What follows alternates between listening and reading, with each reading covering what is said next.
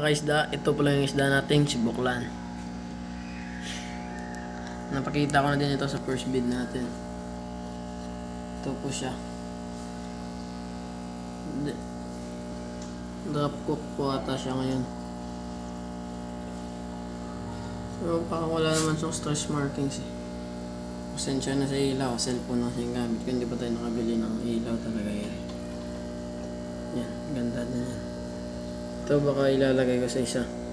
Kasi bukas may dadating tayong 3 flower. 2 kampa tayo at saka 1 karambit. Yan. Tapos ibuknay natin guys. Gutom na gutom. Wala, hindi talaga nabubusog yan.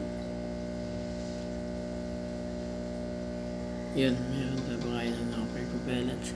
Gamit natin pala na enhancer yung kay Idol John Ferry sa Susbila o kay Buhay Kape. Ayun, hindi niya pa nakita. Hulog na lang yan. Ay. Yung kinakakita niya na. Yan po si buklan natin. Ang isda nating may bukol. At nakita naman po si Buknoy. Galing po ito kay Boss JP Lumilo. Yellow base po yung kanyang ama. At saka ganyan din yung kulay ng kanyang ina.